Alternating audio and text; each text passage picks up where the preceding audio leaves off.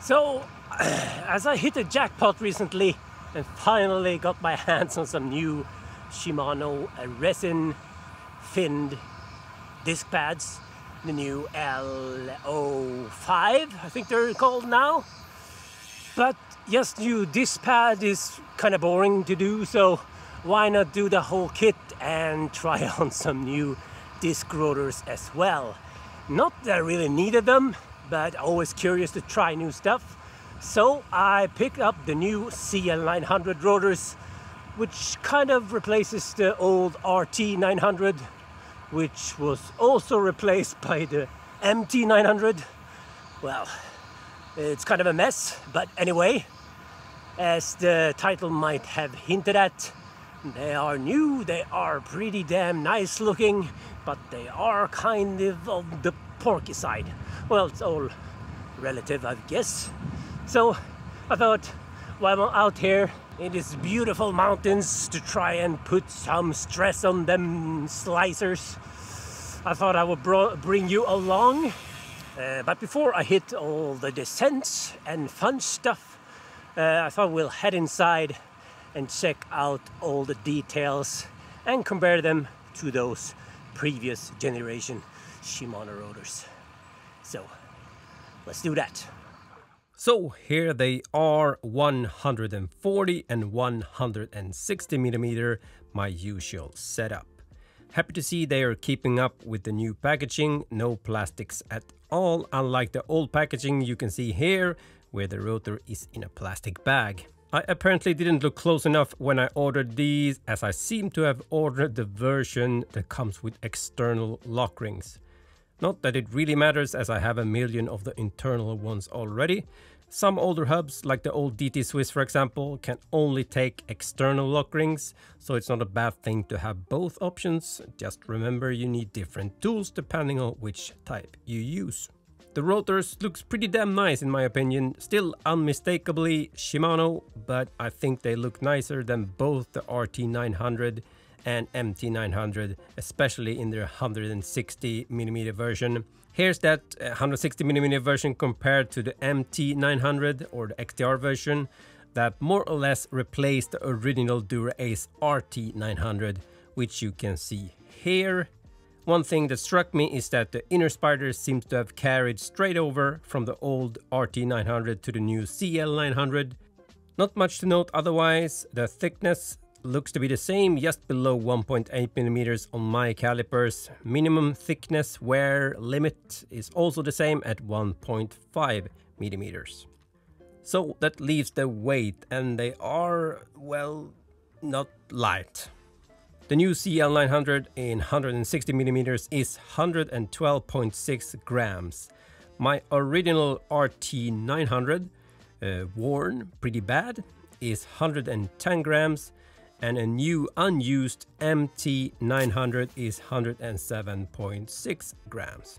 The 140mm version surprised me a bit, with the CL900 coming in at 95.6 grams.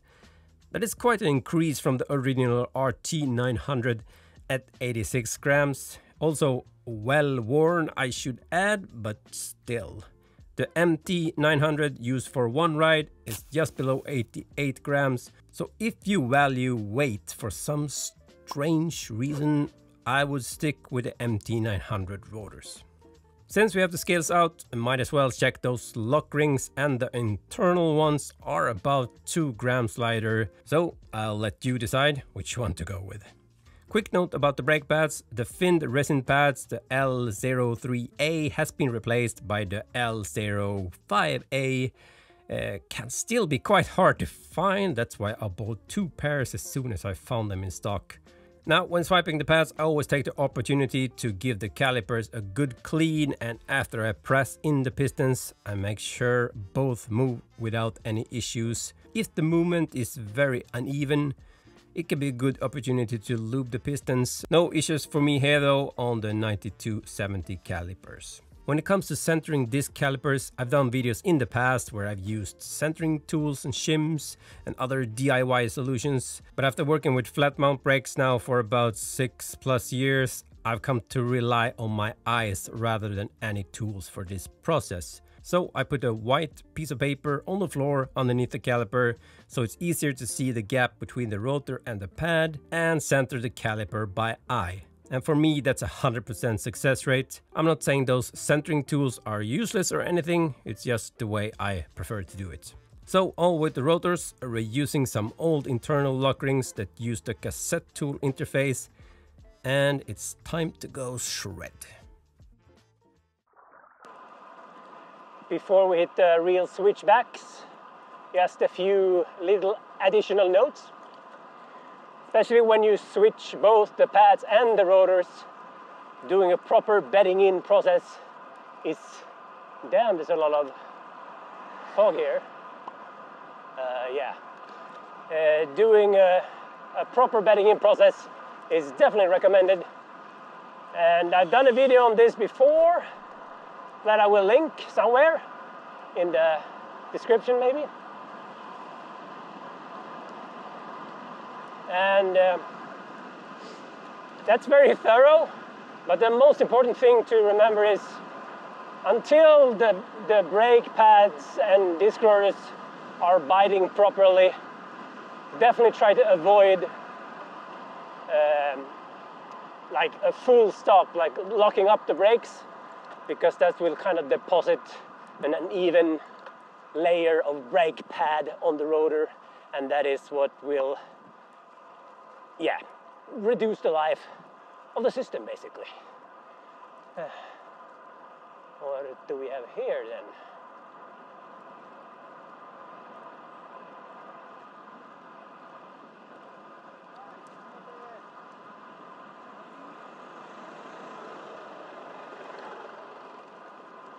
Landslides happening maybe, I don't know. Another thing I should mention, like a economical tip, the CL900, the Ultegra rotors. They're actually the same exact weight as the Dura Ace CL900, but they are 35 euros instead of 55 euros. So if you don't really need a black finish, which I do because I'm a dork, you can save a few pennies for pretty much the same performance. All right, so here we go. Here the more steeper stuff. We can put some heat into these rotors. I don't expect these to make any weird noises or stuff like that, but it's a good excuse to do some nice and fun descending.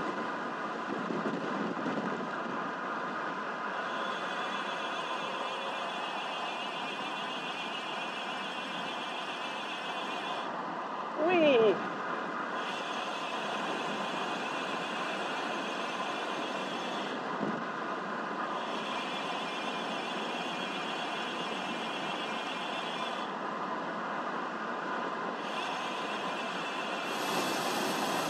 Man, it's flowy. I don't really need to brake much.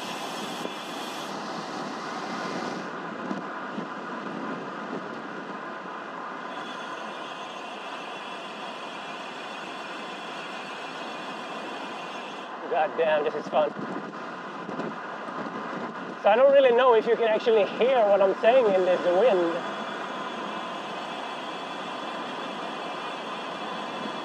But if you do,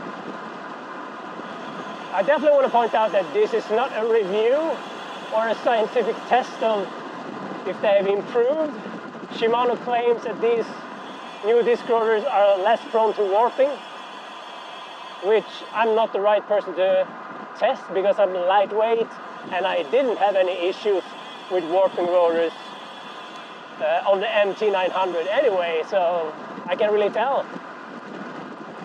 But if I suddenly get a lot of ticking noises, I guess that's that would show you that they have definitely not improved. Would be very surprising if they did though.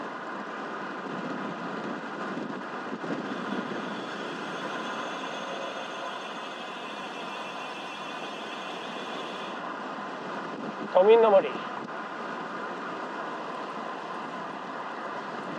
Man, this descent is so good.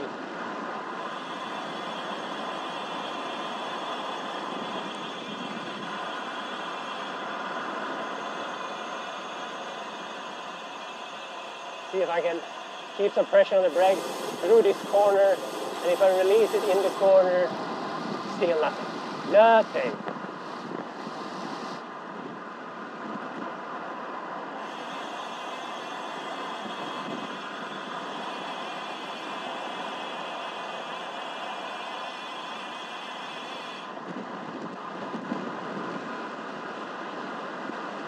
Man, this is fun.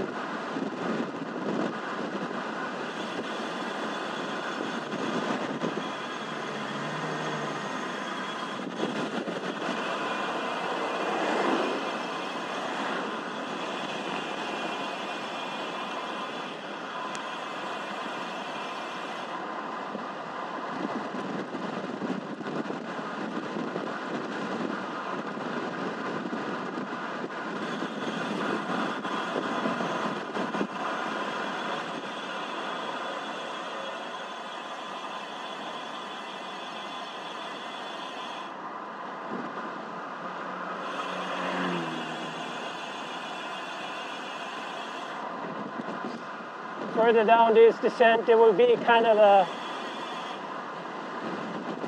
kicker or a little climb. So I will try to do some sprint-like efforts to see if anything happens.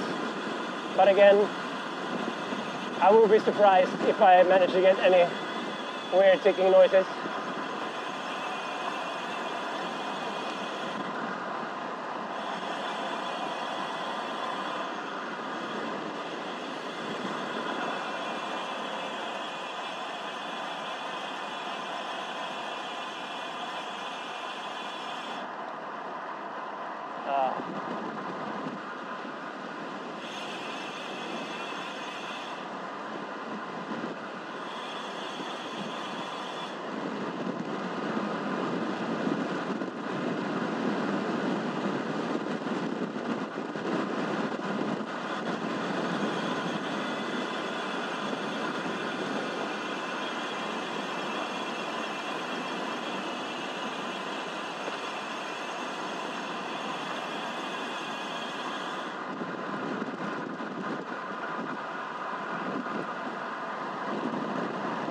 And there's no traffic.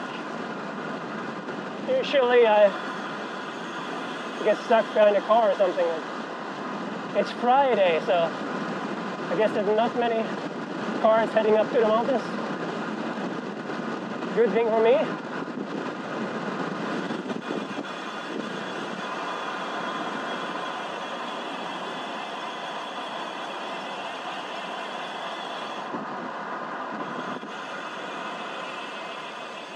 Up, up, up, up, way. Oh, I cut the middle. Shame on me.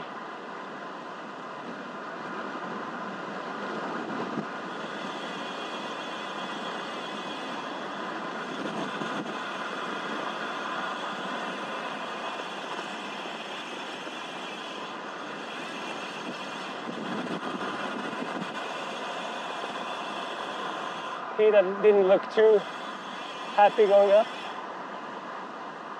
Editor Nerd here reporting. Just wanted to chime in since I feel I never really got to any kind of conclusion to this video apart from having a lot of fun right here. But for those wondering about my thoughts on the rotors, here's my 2 cents. If weight was a big priority, I would still go with the old MT900 over the CL900. And if weight was the main priority, I would not go with any of the Shimano rotors at all, to be honest. This is for my so-called all-road/gravel wheels for the Echo, big chunky 32mm tires for road, so it's obviously not my weight weenie wheel set. On my light wheels, the carbon tie rotors are still my go-to.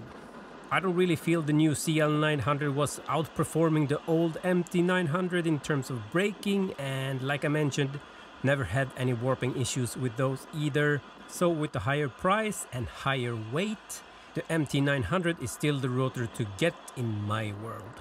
I definitely think the CL looks a lot better though, and I will be sticking with these until they need to be replaced. Oh, and while this descent is slightly edited, I will put the full descent unedited on the BTS channel for those who are interested. So, cheers for watching.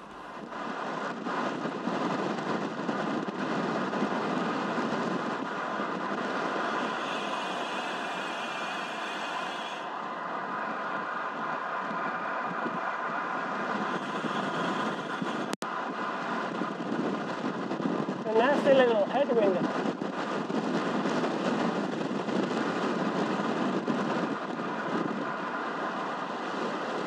So I don't think there will be any KOMs taken today. Alright, here's the kicker.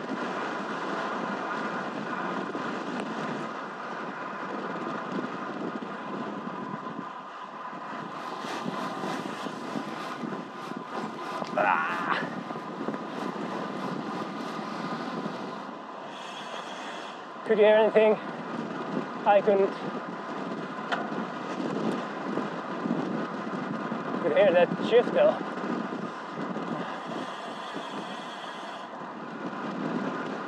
Another uphill.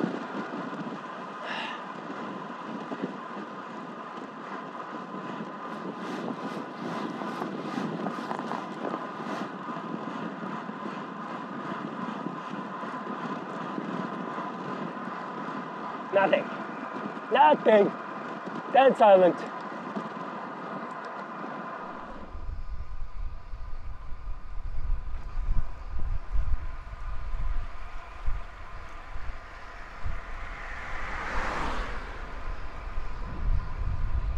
Gotta love bridges. Red bridges.